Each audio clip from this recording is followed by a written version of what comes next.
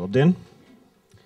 Man sauc Jānis Līmešs, es esmu tulkošanas ģenerāldirektorāta C1 departamenta latviešu valodas pirmās nodaļas tulkotājs un valodas tehnoloģiju koordinators. Par šo savu lomu arī dažos vārdos arī pastāstīšu, bet arī par to, kā mēs strādājam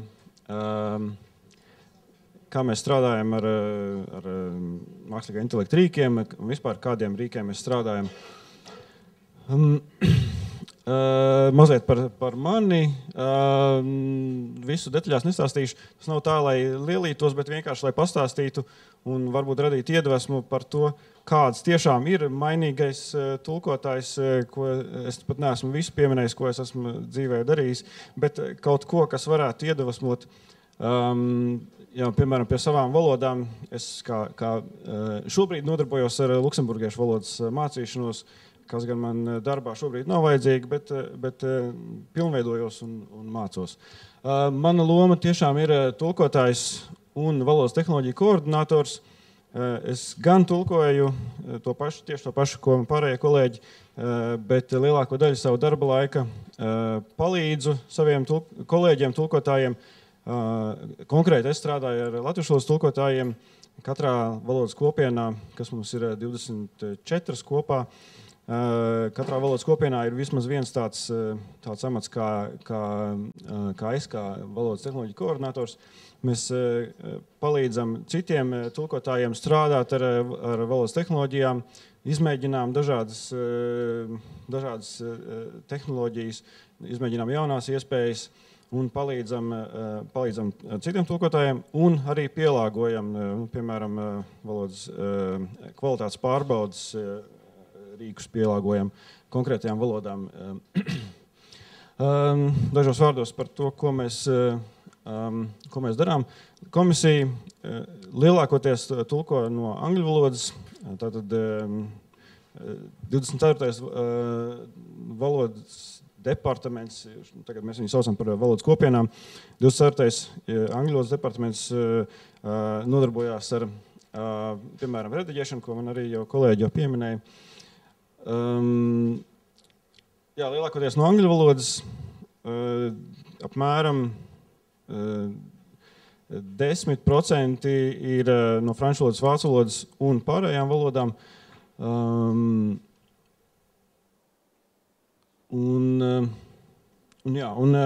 aptuveni, un šeit esmu iekļāvis arī dažus skaidļus par to, cik mēs daudz vienā gadā saražojam. Tas ir skaidļi par 24. gadu. Latviešu valodā esam iztulkojuši 94,000 lapas pušu. Vēl par dažiem citiem komisijas pakalpojumiem, ko mēs piedāvājam, ko arī kolēģi jau pieminēja.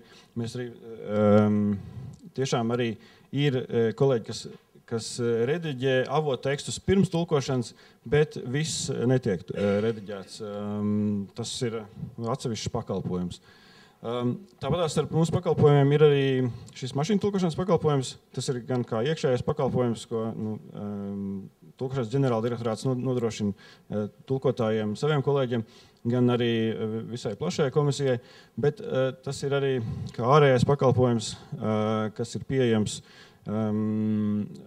ārpus Eiropas Savienības iestādēm. Par to es mazliet vēlāk arī pastāstīšu, kam tieši tas ir pieejams un kādā veidā. Tāpēc mēs arī pamazām savā ikdienas darbā, mēs komisija ieviešam arī dažādus uz mākslīgo intelektu balstītus pakalpojumus, par ko arī atsevišķā slaidā pastāstīšu mazliet vairāk par tādiem pakalpojumiem kā e-summary, kopsavilkuma veidošana, e-briefing, e-reply un tam līdzīgi. Tad mazliet konkrētāk par tiem rīkiem, ar kādiem mēs strādājam. Šajā rudenī mēs esam sākuši pārēju uz Studio 2024, kas ir tās pats kā pamatā, tās pats kā tirgu pieejamais studio, bet mēs viņu esam plaši pielāgojuši savām vajadzībām. Mums ir dažādi arī iekšēji spraudņi, kā mēs, piemēram, kvalitātes nodrošināšanai, mēs izmantojam savus kvalitātes pārbaudas spraudņus. vai arī tāpatās arī tiešo savienojumus ar arī JATE, ar terminoloģijas databāzi. Daži skaitļi par e-translation, par mašīnu tulkošanas rīku. Šobrīd pēdējie skaitļi, ko es sameklēju kolēģu pārskatos, ka šobrīd ir sagatavoti 318 mašīnu tulkošanas dziņi. Tas ir gan tikai tās būtu valodu kombinācijas dažādos valodas līmeņos un dažādās valodu kombinācijās. Šo mašīnu tulkošanas pakalpojumu mēs piedāvājam ne tikai 24 Eiropas Savienības oficiālajām valodām, bet arī 8 citām arābu, islandiešu, japāņu, krievu, ķīniešu, norvēģu, turku un ukraiņu. Un kombinācijām arī šos valodas starpā, ne tikai no angļu, bet arī šo valodu starpā. Šīs dažādās kombinācijas ir arī pieejams publiski, ja jūs pēc kāda brīža pastāstīšu, kā tieši jūs varat piekļūt. Tad tas ir pieejams brīvi, bez maksas. Un tad vēl daži citi rīki, ko mēs izmantojam savā tulkošanas darbā. JATE, kas ir terminoloģijas databāze. Mēs tehniski to uztur cita iestāde, tulkošanas centrs. Mēs paši nodrošinām saturu šajā terminoloģijas databāzē. Eurlex, ko uztur publikāciju birojs, kur ir atrodams visas oficiālās publikācijas. Tā starpā arī tiek sagatavotas publikāciju vai ir pieejams publikāciju daudzvalodu versijas paralēlā skatījumā, ko mēs arī aktīvi izmantojam savā tulkošanas darbā. Un, protams, tulkošanas atmiņas ir, ko iekšēji mēs izmantojam tādu resursu, ko saucam Eiramis, kur ir viss, ko mēs tulkojam, un arī dažādas arhīva atmiņas. Ļoti liela daļa no tā tiek padarīta arī publiski pieejama, kā publiskie dati. Šeit es esmu iekļāvis saiti uz DGT Translation Memory, kas ir kā datu kopa, kas ir pieejama un ir vismaz reizi gadā tiek atjaunāta un publicēta. Ne viss, ko mēs tulkojam, bet ļoti liela daļa no tā mūsu tulkotā tiek padarīta pieejama un ir izmantojama lejupielādējumu TMX formātā. Tad vēl daži citi rīki, ko mēs esam sākuši jau izmantot savā darbā. Pirmais pieminētais GPT@EC nav publisks rīks, tas mums ir iekšēji. Šobrīd izmantojams līdzīgi kā ChatGPT, tas mums ir kāds iekšējais tāds chatbot, šis rīks, ar ko mēs iekšēji varam arī dažādas piekļuvas dokumentus apstrādāt, piemēram, arī ne gluži pašus konfidenciālākos, bet arī dažādi arī mazliet ierobežot piekļuvas dokumentus. Pārējie 6 šeit uzskaitītie ir publiski pieejami šajā mājaslapā. E-summary ir rīks, kas piedāvā kopsavilkuma iespējas garākiem dokumentiem, tāds relatīvi vienkāršs rīks. E-briefing ir sākotnēji izstrādāts komisijas iekšējām vajadzībām, lai palīdzētu ierēģiem sagatavot brīfingus, piemēram, komisāriem tādā strukturētā veidā par konkrētu tēmu, tādā komisijas standarta procedūrā. Savukārt e-reply ir arī uz mākslīgā intelekta rīkiem balstīts rīks, kas ļauj atbildēt vai uz iedzīvotāju jautājumiem, vai uz dalību valstu iestāžu jautājumiem. Sagatavot atbildes arī tādā strukturētā veidā, komisijas veidlapā, komisijas stilā, tāds ierēģņa darba atvieglošanas rīks. Tad vēl daži rīki, kas nav pieejami latviešu valodai, vismaz šobrīd netiek piedāvāti. Accessible text, kas palīdz pārvērst publiskojamu tekstu vienkāršā valodā. Šobrīd mēs atbalstām tikai angļu, franču, vācu valodā, kas arī ir tās galvenās valodas, kurās mēs publicējam tekstu savā komisijas mājaslapā. Runas atpazīšana, šis rīks atbalsta gan arī visas Eiropas valodas, bet ne latviešu valodu. Bet, ja jums ir kāda vajadzība, varat arī izmēģināt salīdzināt kādu citu valodu atpazīšanu. Un pēdējais uzskaitītais šajā sarakstā anonimizācijas rīks ir rīks, kas piedāvā divas funkcijas, vai nu aizklāt tekstu, piemēram, tiesas spriedumā aizklāt personas datus, vai aizstāt ar kādu citu, piemēram, Jānis Bērziņš aizstāt ar personu A. Tad vēl mazliet konkrētāk par e-translation. Ir iespēja izmantot mūsu tīmekļa vietni. Šajā slaidā gan nav, bet iepriekš bija, bet tas viss ir saistīts vietnes.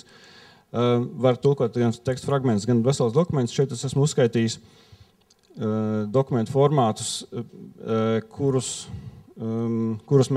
var iztulkot, un pēdējā rindiņā ir dokumentu formāti, kādā var iegūt tulkojumu. Tātad gan kā TMX, kā tulkošanas atmiņas formātu, gan XLIF bilingvālo formātu. Un tāpēc arī iespēja arī saņemt tulkoto dokumentu oriģinālajā formātā, izņemot PDF. Tāpēc es esmu pieminējis, bet ne šeit, ne slaidā izklāstījis. Mēs arī piedāvājam API iespēju. Tātad, jebkurš tulkotājs var reģistrēties API atslēgas saņemšanai, lai integrētu e-translation mašīnu tulkošanas rīku savā tulkošanas rīkā, piemēram, Trados vai kādā citā, ar ko jūs strādājat. Īsumā par to, kas to var izmantot brīvi un bez maksas. Tas ir izmantojams valsts pārvaldes iestādēs, Eiropas Savienības iestādēs, augstākās izglītības iestādēs un mazos vidējos uzņēmumos. Tad arī individuālai tulkotāji, neatkarīgi no savas darbības, reģistrētās darbības formas, var izmantot un izmantot bez maksas. Ierobežojums ir 20 megabaiti. Faila izmērs 20,000 vienā failā. Mazliet par dažām funkcijām, ko mēs e-translation piedāvājam līdzīgi, kā Tildes pārstāve minētajā prezentācijā. Mēs to esam jau iekļaujuši arī savā e-translation piedāvājumā. Gan no lietotāja skatījuma tas izskatās drīzāk kā mašīnu tulkojums, ko mēs esam pievienojuši dažas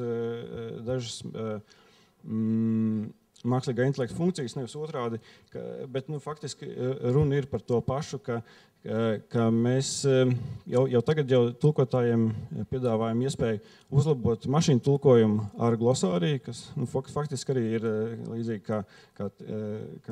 kā jau tika aprakstīts. Mēs piedāvājam iespēju augšupielādēt gan glosāriju, gan tulkojumā failu, un tad tulkojumā tiek nodrošināta konkrētā glosārija, konkrēta terminoloģijas izmantošana šajā tulkojumā. Un otrs ir, ko es esmu šeit ļoti īsi aprakstījis, mēs arī tiešām esam jau iekļāvuši jau e-translation šajā te vidē, iespēju nevis vienkārši veikt mašīnu tulkošanu, bet arī mašīnu tulkošanu, kurā ar mākslīgā intelekta rīku tiek izmantots visas tulkošanas atmiņas, ko mēs esam laika gaitā gadu desmitos saražojuši un saglabājuši. Tāda iespēja arī ir. Tā kā man laiks strauji tuvojās beigām, es vēl ātri pārskriešu pār dažām savām citām idejām, ar ko mēs nodarbojamies. Mēs esam arī aktīvi eksperimentējuši ar citām iespējām, kā mēs varētu mākslīgā intelekta rīkus izmantot savā tulkošanas procesā. Šeit no šiem visiem 6 es pirms dažām nedēļām ar kolēģiem eksperimentēju ar 6, kur mēs eksperimentējam, kā izmantot mākslīgā intelekta gramatīgas pārbaudēji. Godīgi sakot, rezultāti nebija tik labi, kā mēs cerējām, bet mēs turpināsim.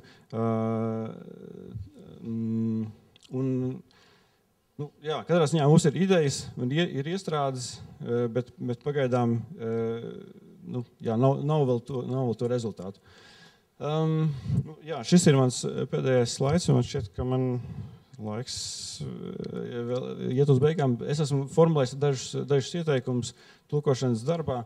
Manuprāt, tulkotāji ir soli priekšā citām nozarēm. Tulkotāji ir vairākus gadus strādājuši ar mašīnu tulkošanu un jau pamazām ir pieraduši, cik ļoti var paļauties vai drīzāk nevar paļauties.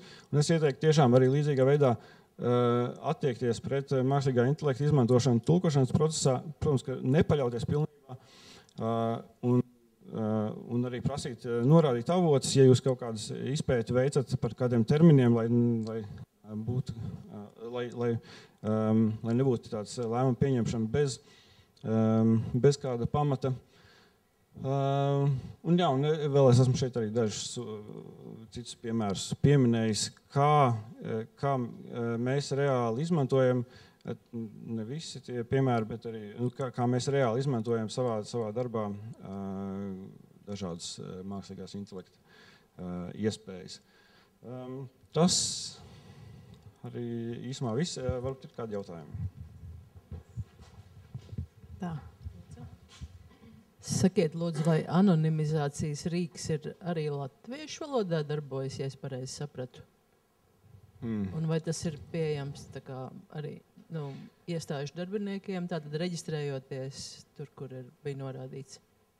Es neesmu pārbaudījis, es esmu izmēģinājis, bet tas bija viens eksperiments, un es godīgi sakot nepateikšu. Bet pamēģiniet, nevarēšu konkrēti pateikt.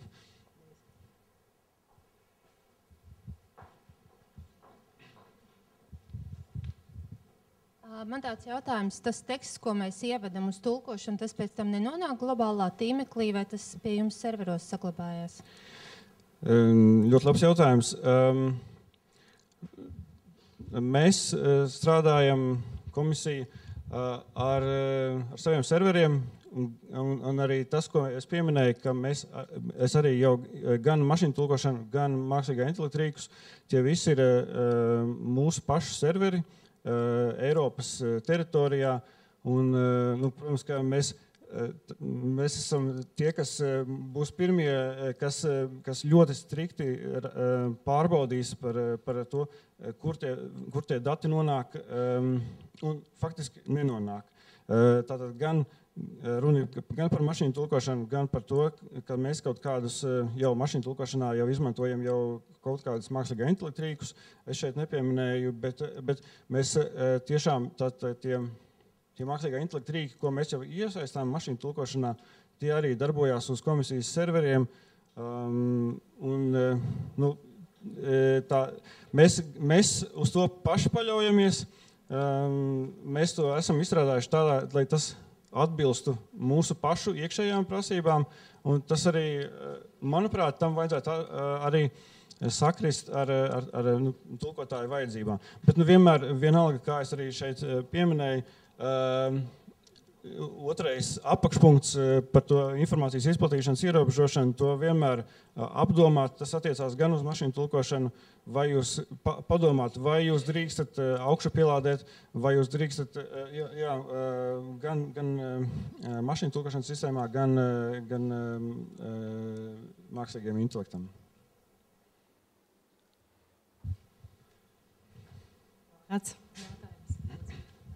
Es nezinu, vai var komentēt, bet man jautājums saistībā ar IATI.